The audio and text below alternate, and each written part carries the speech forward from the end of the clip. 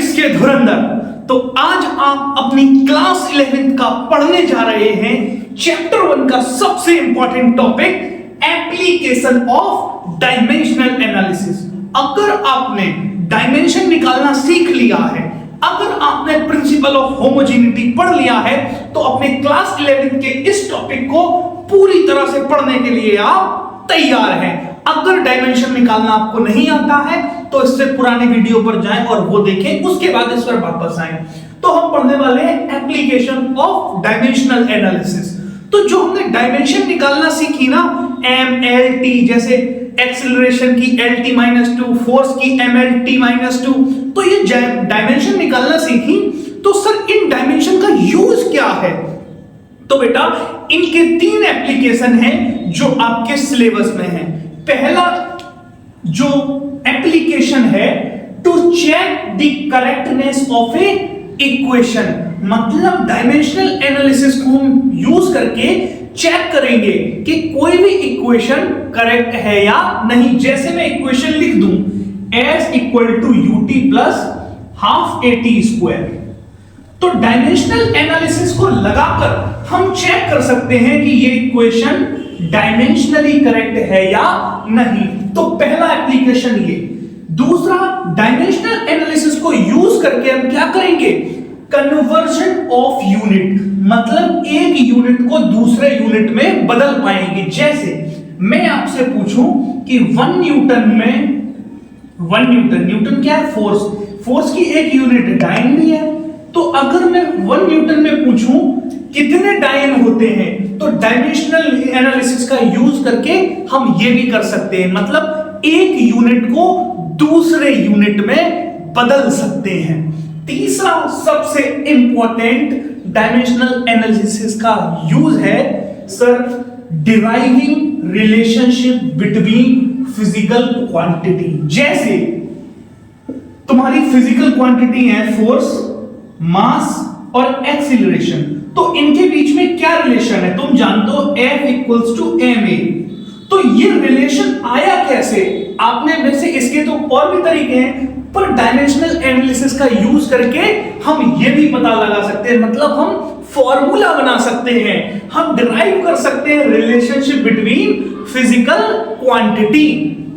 जैसे kinetic energy का formula होता है हाफ mv², तो ये देखो, ये रिलेशन भी हम डायमेंशनल एनालिसिस का यूज करके निकाल सकते हैं। तो डायमेंशनल एनालिसिस के बच्चों कितने यूज हुए, कितने एप्लीकेशन हुए? सर 3 एप्लीकेशन हुए। पहला application to check the correctness of an equation, दूसरा एप्लीकेशन कन्वर्जन ऑफ यूनिट, और तीसरा एप्लीकेशन है driving relationship between different physical quantity. तो एक एक करके डिटेल में हम तीनों एप्लीकेशन पढ़ते हैं। Let's go.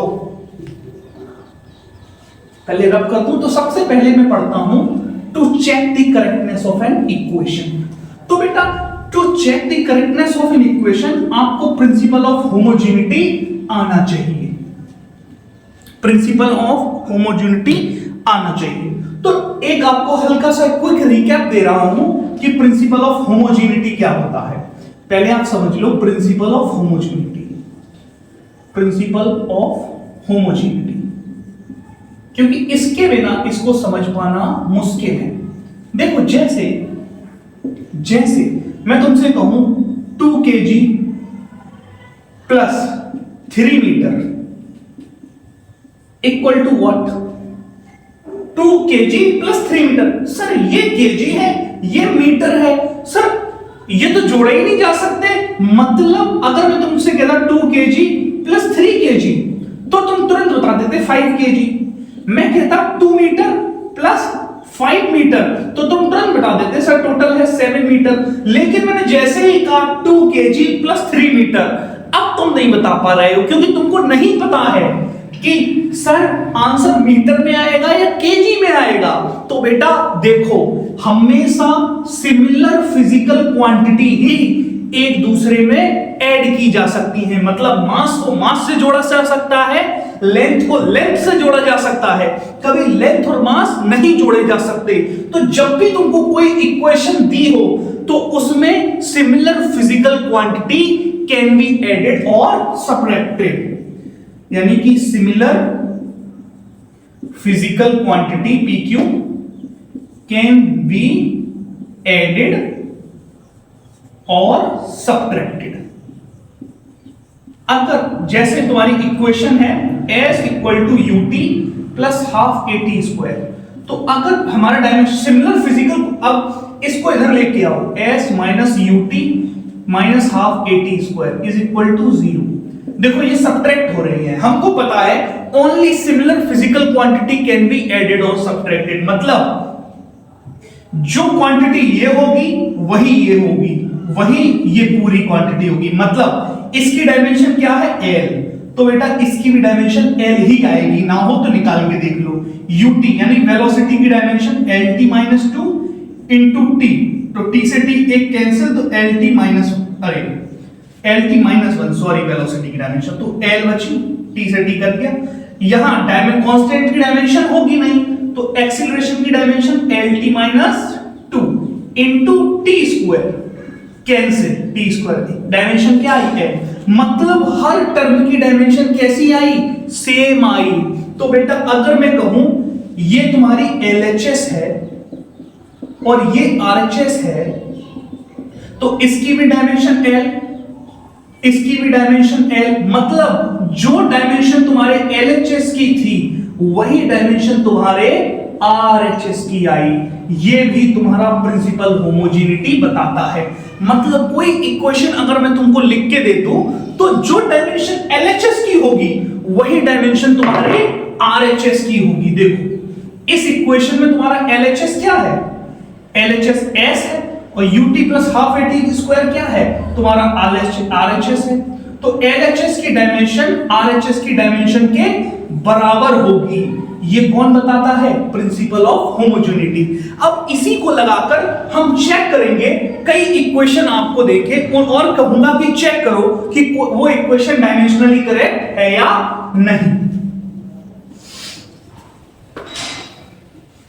देखो प्रिंसिपल ऑफ होमोजेनिटी लगाते कैसे हैं। देखो कोई भी इक्वेशन डायमेंशनली करेक्ट तब होगी जब LHS की डायमेंशन RHS की डायमेंशन के बराबर होगी। For a equation to be dimensionally correct, for equation to be dimensionally correct, the dimension of LHS should be equal to dimension of RHS। मतलब जो तुम्हारे LHS की डायमेंशन है वही अगर RHS की डायमेंशन है तो तुम्हारी इक्वेशन कैसी है बेटा, डायमेंशनली करेक्ट है। देखो जैसे मैंने लिखा S equal to UT plus half AT square, मैंने तुमसे पूछा चेक करो कि ये इक्वेशन डायमेंशनली करेक्ट है या नहीं, तो तुम क्या करोगे, तुम लिखोगे सबसे पहले LHS। देखो LHS पे क्या है, LHS पर S है, मतलब डिस्प्लेसमेंट, तो S की डायमेंशन क्या होगी, S की डायमेंशन L होगी। अब देखो RHS पर क्या है, RHS पर UT है, UT मतलब वेलोसिटी इनटू टाइम, वेलोसिटी की dimension LT minus 1 into T यानी कि T, तो माइनस T और प्लस T से कैंसिल हो जाएगा, तो डायमेंशन क्या बचेगी L। AT half AT square की डायमेंशन क्या होगी, सर हाफ की तो कोई डायमेंशन होगी नहीं, AT की होगी, एक्सीलरेशन की होगी LT माइनस 2 और मल्टीप्लाई में T स्क्वायर यानी प्लस का 2 है, ये 2T स्क्वायर, तो प्लस का 2 माइनस का 2 कैंसिल हो जाएगा, तो क्या बचेगा डायमेंशन L। बेटा इसकी भी डायमेंशन L आई और इस पूरे की भी डायमेंशन L आई और इसकी भी डायमेंशन क्या है L। तो तुम अब ये मत कह देना कि LHS की डायमेंशन L है तो पूरी RHS की डायमेंशन ये मत कह देना कि 2L हो जाएगी, नहीं, लेंथ में जब लेंथ जोड़ोगे तो लेंथ ही तो बनेगी। 2 मीटर प्लस 3 मीटर अगर तुम कर दो तो 5 मीटर वो लेंथ ही तो है, यानी कि इस पूरे की डायमेंशन की तो लेंथ ही रहेगी। तो बेटा यहां पर देखो LH RHS में भी डायमेंशन L है और LHS में भी डायमेंशन L है, तो तुम लिख सकते हो dimension of LHS is equal to dimension of RHS। अगर ये हो गया है देखो, और ये किसके इक्वल है, L के बराबर, hence equation is dimensionally correct.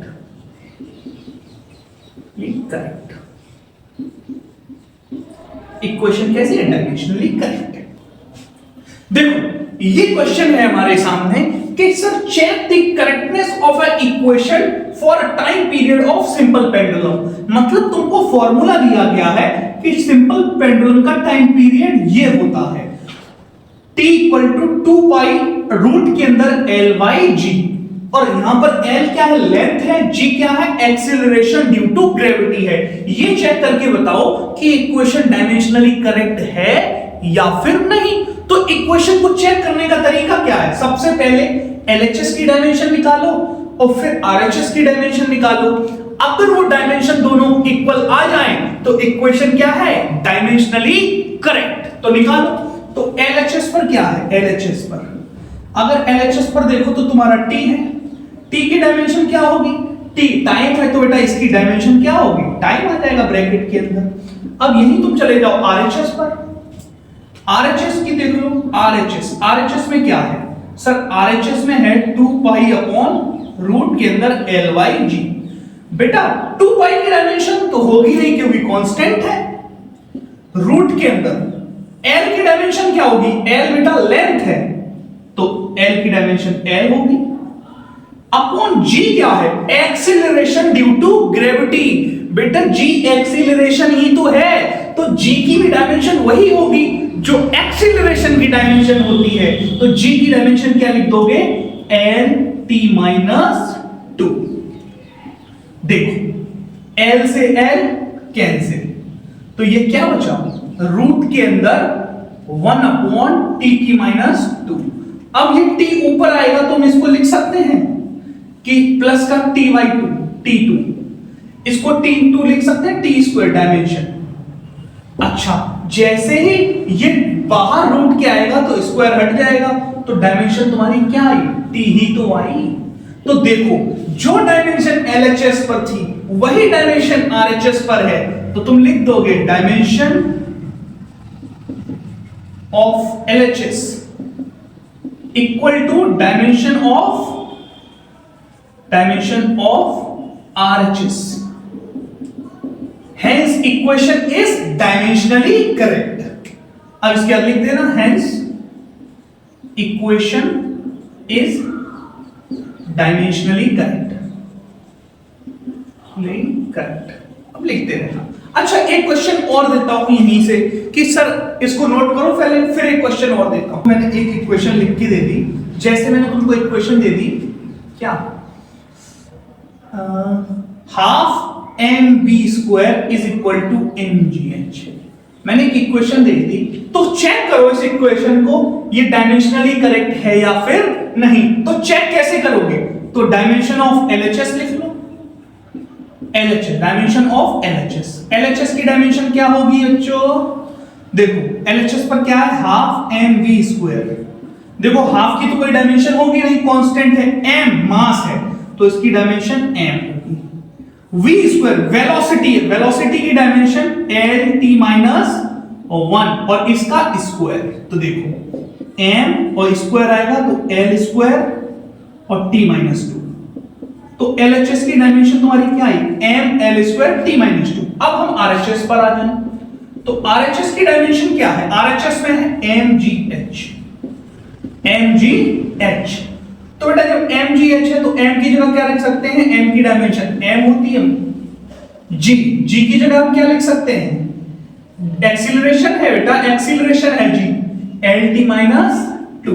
h मतलब हाइट तो लेंथ ही होती है, तो एल लिख दिया, तो एल इंटू एल, तो L square T minus two M, तो M L square T minus two. Dimension of L H S is equal to dimension of R H S. अगर ये प्रूव हो गया तो इक्वेशन क्या है, डायमेंशनली करेक्ट। पर बेटा इसमें थोड़ी सी एक प्रॉब्लम है, जैसे डायमेंशनल एनालिसिस हमको सिर्फ और सिर्फ डायमेंशन के बारे में बताती है, ये कांस्टेंट के बारे में नहीं बताती है। मान लो मैं इसकी जगह 1/4 रख दूं, 1/2 की जगह, तब भी बेटा LHS की डायमेंशन RHS के डायमेंशन के बराबर आ जाएगी। देखो ना, 1/4 की डायमेंशन 1/4 रख दूं, तब भी m की डायमेंशन वही रहेगी, v की डायमेंशन वही रहेगी, 1/4 की डायमेंशन कुछ होगी नहीं, LHS की और RHS की डायमेंशन सेम हो जाएगी। मतलब कि हम इससे सिर्फ ये चेक कर सकते हैं कि इक्वेशन डायमेंशनली करेक्ट है या नहीं, लेकिन हम ये चेक नहीं कर सकते कि ये इक्वेशन कांस्टेंट को भी मिला दूं तो 100% करेक्ट है कि नहीं। जैसे s equal to ut plus half at square दिखा था, तो इसमें LHS की डायमेंशन RHS के बराबर आई। अब आप इसकी जगह 1/4 कर दो, तो बेटा ये इक्वेशन डायमेंशनली तो करेक्ट आएगी, पर ओवरऑल ये इक्वेशन गलत है। तो डायमेंशनल एनालिसिस का यही लिमिटेशन है, इसको लिख लो, यानी कि dimensional analysis does not tell about the constant, it only tell us about the dimension whether the equation is dimensionally correct or not। ये लिख लो, पॉज करके बोल दिया है मैंने।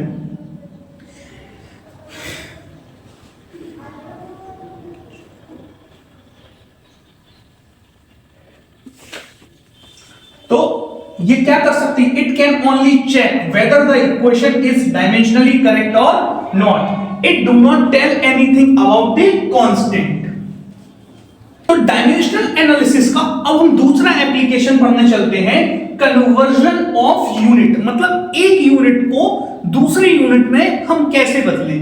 बेटा कोई भी अगर हम बात करें फिजिकल क्वांटिटी की, तो फिजिकल क्वांटिटी के पास दो चीजें होती हैं, एक n और एक u। n क्या होता है, जो मैं पहले लेक्चर में बता चुका हूं, मतलब यूनिट वो मैग्नीट्यूड, u होता है यूनिट। जैसे मैं लिख दूं 100 kg, तो बेटा ये n क्या है, n है ये मैग्नीट्यूड, और u क्या है, ये kg है। ऐसे ही मैं कोई भी फिजिकल क्वांटिटी लिख देता हूं, जैसे मैं फोर्स लिख दूं, इसकी यूनिट क्या होगी सर, एक तो न्यूटन होती है, फोर्स होता है m × a, तो मास किसमें होता है kg, और एक्सीलरेशन मीटर पर सेकेंड स्क्वायर, यही तो यूनिट होती है। तो अगर मैं लिख दूं कि फोर्स हमारे पास क्या है 10 kg मीटर पर सेकेंड स्क्वायर है, तो बेटा ये 10 क्या है, ये बेटा है इसका, ये है इसका मैग्नीट्यूड, और ये क्या है इसका यूनिट। और जब एक फिजिकल क्वांटिटी को हम दूसरी फिजिकल क्वांटिटी में कन्वर्ट करेंगे, तो हम फॉर्मूला लगाएंगे n1u1 इक्वल टू n2u2। ये भी बता चुका हूं कैसे। जैसे अगर मैं तुमसे कह दूं कि एक एलिफेंट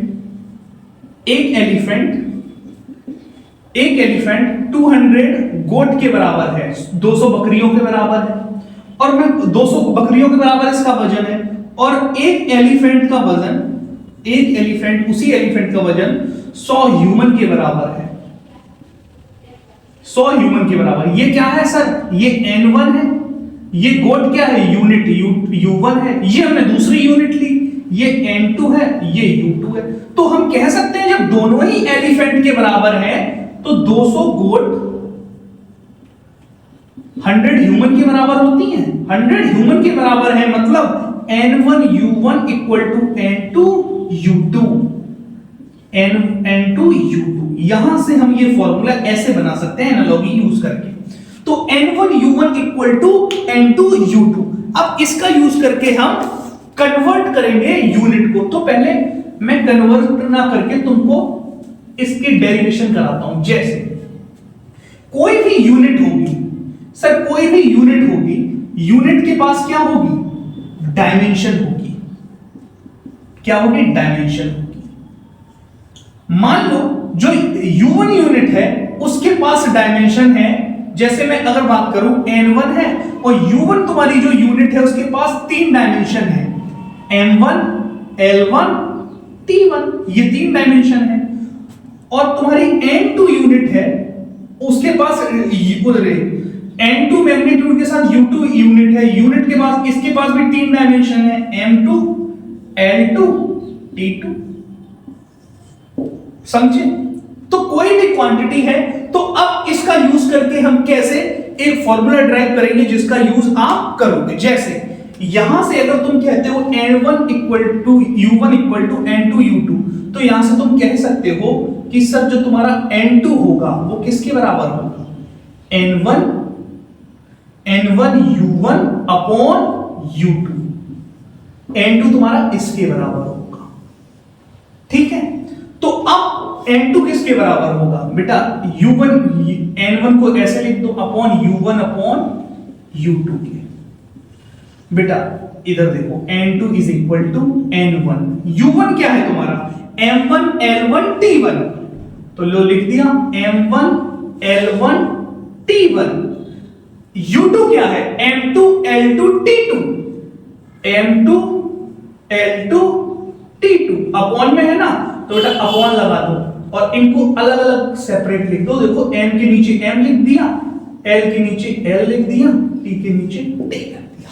तो n2 is equal to m1 और ये m1 upon m2 l1 upon l2 into t1 upon t2। मान लो तुम्हारी कोई फिजिकल क्वांटिटी है, जैसे फोर्स है, इसकी dimension m l t minus 2 होती है बेटा, m की पावर 1 l की पावर 1, तो यहां m और l और t की पावर कुछ ना कुछ तो होगी। तो मान लेते हैं इसकी डायमेंशन हम मान लेते हैं a b और c, तो तुम्हारा फॉर्मूला बन जाता है n2 is equal to n1 m1 upon m2 की power a into l1 upon l2 की power b into t1 upon t2 की पावर c। तो इस फॉर्मूले को यूज करके तुम यूनिट को कन्वर्ट कर सकते हो। कन्वर्ट करना सीख लिया। अब हम तीसरा सबसे इंपॉर्टेंट एप्लीकेशन पढ़ने जा रहे हैं, deriving relation between physical quantity. मतलब अब हम फॉर्मूले बनाना सीखेंगे डायमेंशनल एनालिसिस को यूज करके। तो बेटा इन टाइप के क्वेश्चनों में ना आपको कंडीशन दी होंगी कि ये फिजिकल क्वांटिटी है, इस पर डिपेंड करती है, इस पर डिपेंड करती है, तो इसका एक्सप्रेशन बताओ। जैसे हमारे पास एक क्वेश्चन लिखा है कि हम ये समझो कि तुम फोर्स का फॉर्मूला नहीं जानते हो, फोर्स का फॉर्मूला आज बनाना तुम पहली बार सीख रहे हो। Force on a particle depends on, ये क्वेश्चन दिया है कि किसी पार्टिकल पर लगने वाला फोर्स डिपेंड करता है मास m of particle, acceleration a of particle. ये नहीं पता है कि डायरेक्टली डिपेंड करता है या इनडायरेक्टली डिपेंड करता है।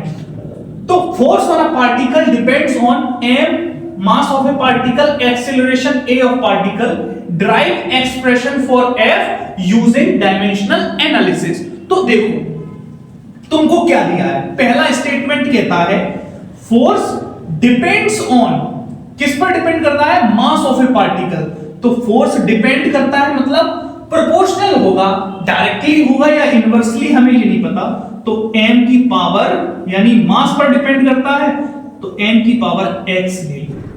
अच्छा बेटा मान लो ये x अगर पॉजिटिव हुआ, मान लो x अगर +1 हुआ, तो क्या होगा, फोर्स डायरेक्टली डिपेंड करेगा, F डायरेक्टली डिपेंड होगा m पर। मान लो ये x की जगह -1 हुआ, x -1 हुआ अगर, तो बेटा ये -1 m पर आएगा, तो और ये क्या हो जाएगा 1 upon m।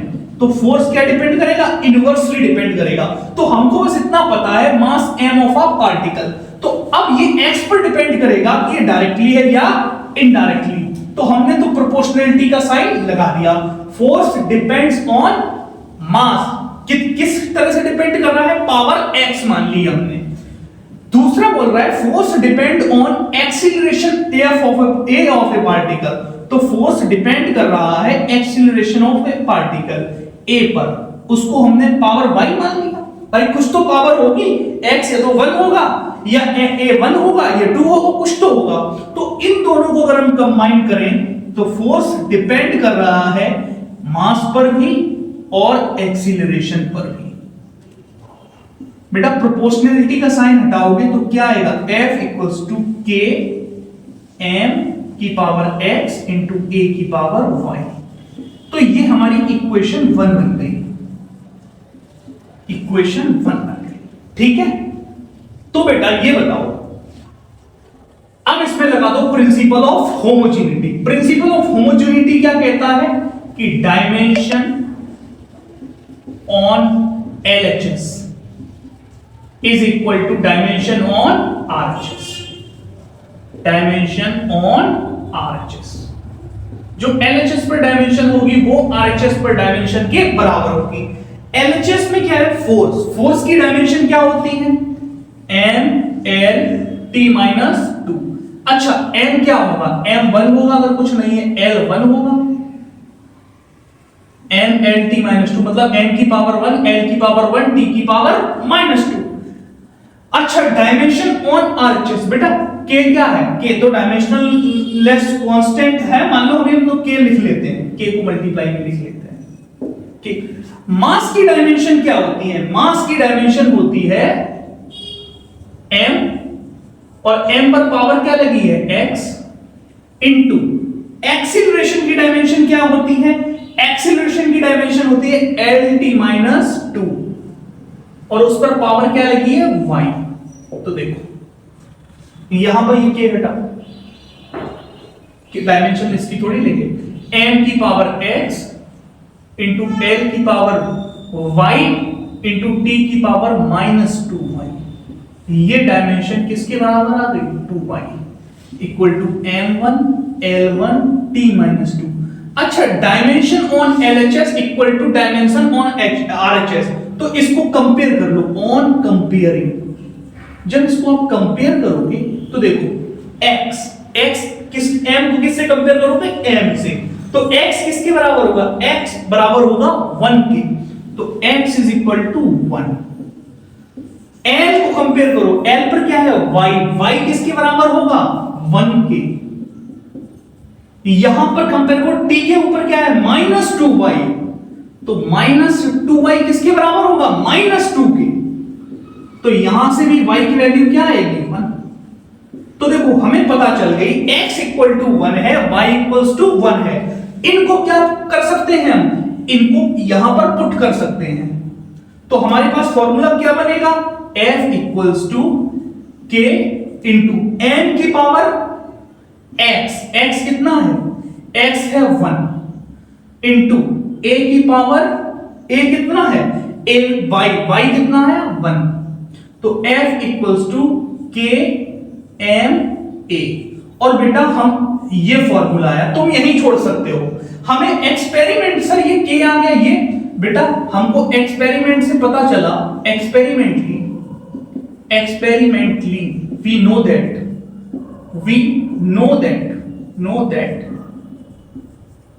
K is equal to 1। K किसके बराबर होता है, 1 को इसमें पुट करो, F is equal to ma। ये तुम्हारा फॉर्मूला 1 के आ गया। देखो डायमेंशनल एनालिसिस का यूज करके तुमने फोर्स का फॉर्मूला बना लिया। सर K की वैल्यू हमें हर बार तो नहीं पता होगी, आपने कह दिया एक्सपेरिमेंटली, हाँ नहीं पता होगी तो क्वेश्चन यहीं तक छोड़ दो। ठीक है, एक क्वेश्चन और ट्राई करते हैं, पहले आप इसको नोट करो।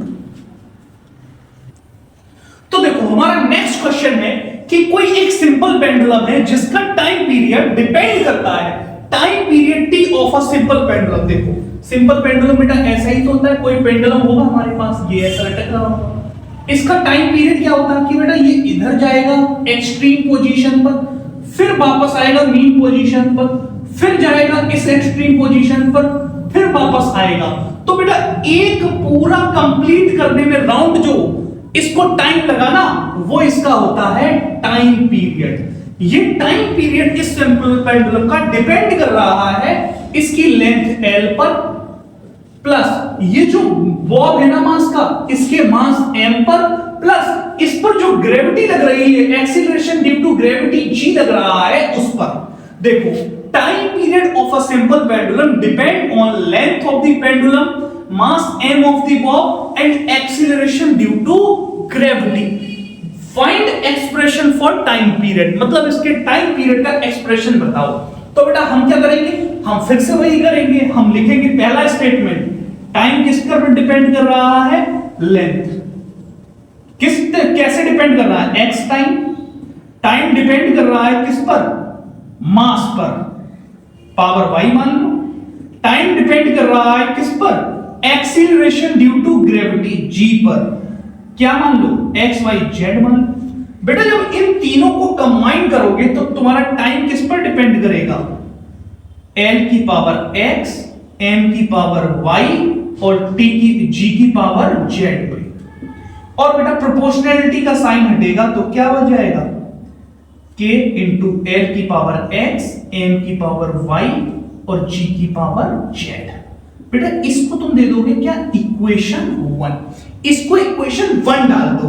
अब क्या लगा दोगे, वही काम कर दोगे, लगा दोगे तुम फिर से प्रिंसिपल ऑफ होमोजेनिटी।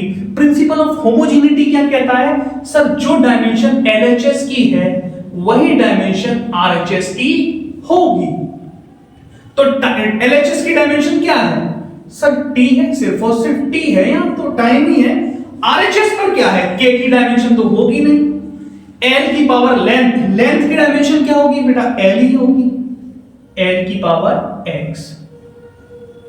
एम मास, मास की पावर, मास की डायमेंशन भी एम होगी, वाई टाइम्स इनटू जी, एक्सीलरेशन की बेटा डायमेंशन क्या होती है, एल टी माइनस 2।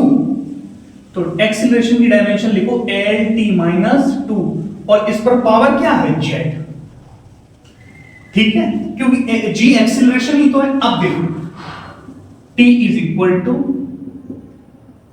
एल की पावर एक्स इंटू एम की पावर वाई इंटू एल की पावर जेड इंटू टी की पावर -2z। ठीक है, अच्छा ये भी एल है, ये भी एल है, एल की पावर एक्स, एल की पावर जेड, तो हम लिख सकते हैं एल की पावर एक्स प्लस जेड।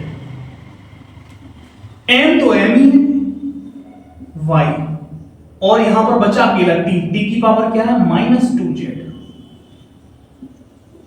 ठीक है, अच्छा अब क्या करोगे, सर नेक्स्ट स्टेप होता है हमारा टी के बराबर में। नेक्स्ट स्टेप होता है ऑन कंपेयरिंग।